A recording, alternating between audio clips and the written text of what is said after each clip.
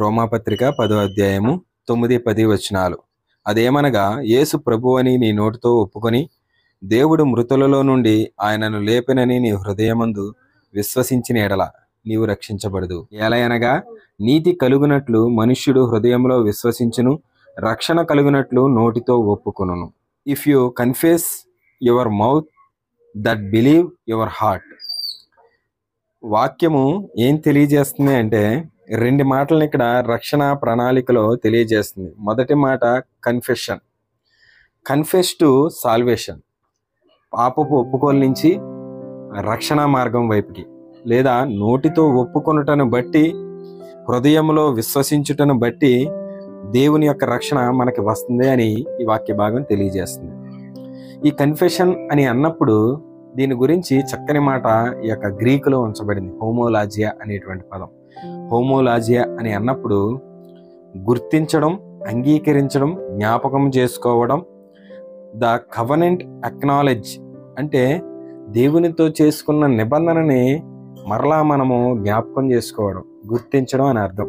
Confession అనే పదానికి పాపపు ఒప్పుకోలు లేదా ఒడంబడిక అని అర్థం, లేదా ఇక్కడ తెలిపినట్లుగా నోటితో ఒప్పుకొనుట అని తెలియజేస్తుంది. ఒప్పుకోవడం అనేది హృదయాంతరంగానికి సంబంధించిన మాటగా ఉంచబడింది. మనము దేవునిని విశ్వసిస్తున్నాము అంటే అనేక పలుమార్లు వాక్యం వింటూ ఉంటాం, విశ్వాసం ఉంచుతాం, కానీ దేవుని రక్షణను మనం పొందుకోవాలంటే సంకోచిస్తూ ఉంటాం, సందేహిస్తూ ఉంటాం. ప్రతి మనుష్యునిలో ఈ యొక్క పశ్చాత్తాప గుణం అనేది ఉంటుంది, కానీ దానిని మనం అంత విపరీకరంగా ఆలోచన చేయము, దాని గురించి మనం దృష్టి పెట్టము. కానీ కన్ఫెషన్ అని అన్నప్పుడు ఇది దేవునితో కృతజ్ఞతలు తెలిపి మరలా తన యొక్క ప్రమాణాలని జ్ఞాపకము చేసుకునే ఒక గొప్ప ఉన్నతమైన స్థితి అని ఈ యొక్క పరిశుద్ధ గ్రంథం తెలియజేస్తుందండి. కన్ఫెషన్ గురించి చెప్పినప్పుడు ఒక 3 మాటల్ని తెలియచేయాలని ఆశపడుతున్నాను. 1 general confession, 2 personal confession, 3 sacramental confession. సాంఘిక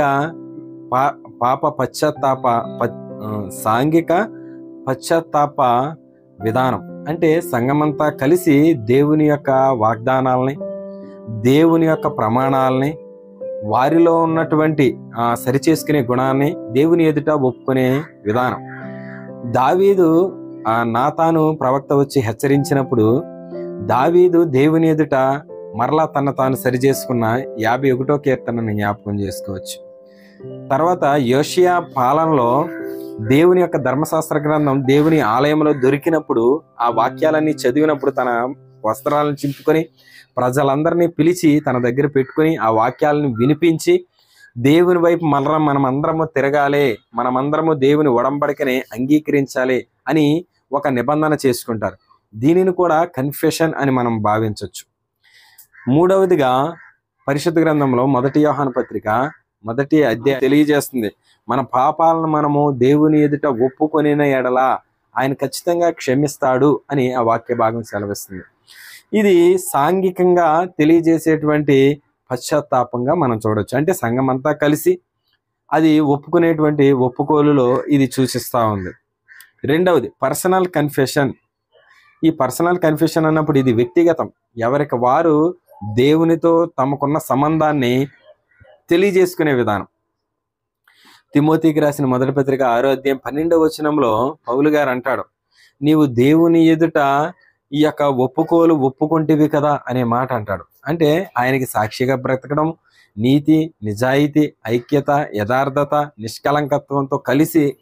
నిష్కలంకత్వంతో జీవిస్తానని, నీవు దేవునికి సాక్షిగా ఉంటానని ఒప్పుకోలు చేసుకుంటేవి కదా అని అంటాడు. ఎంత చక్కని మాటలండి అవి. అంటే remember the covenant, remember for the witness, aware for the witness. అంటే నీ సాక్ష్యాన్ని ఎప్పుడూ కూడా నీవు మెలకువ కలిగి ఉండాలి అనేటువంటి భావం.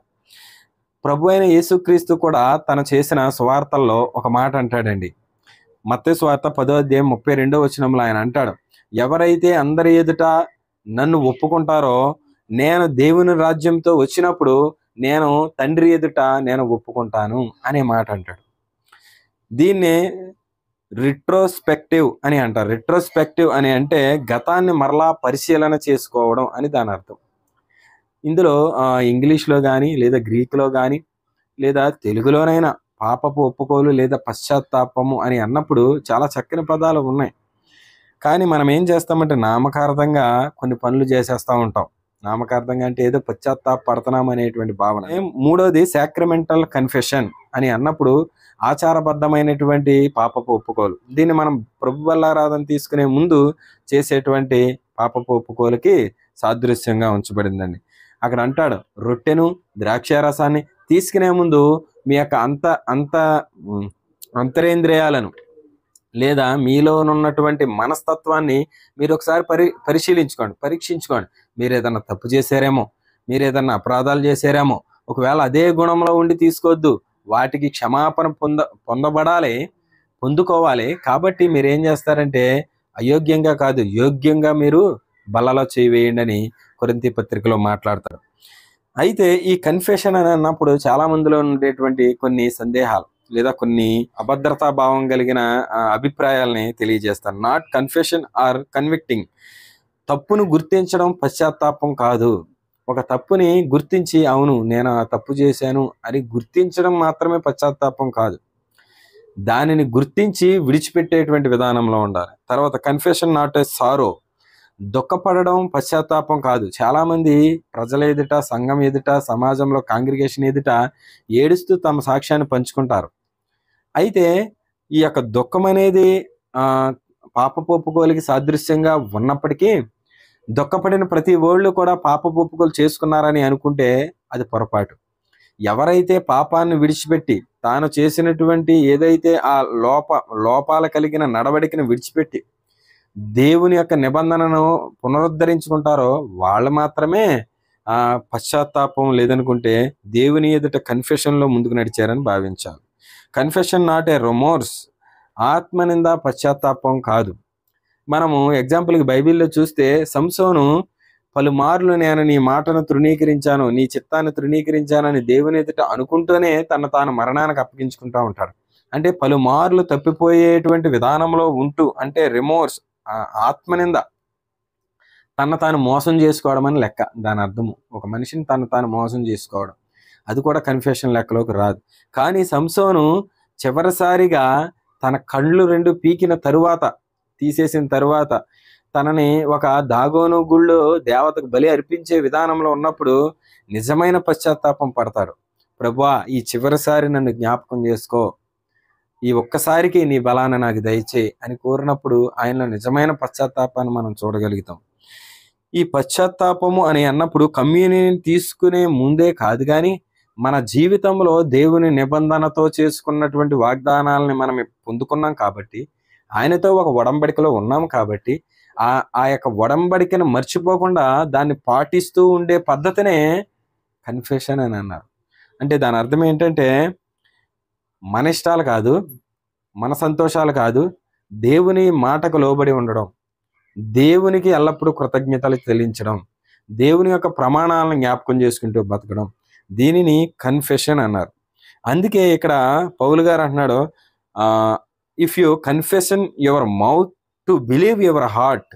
నీవు ఎప్పుడైతే నీ నోటితో ఒప్పుకోగలుగుతావో, నీ హృదయంలో విశ్వసించగలుగుతావో, ఇది రక్షణ అని అన్నాడు.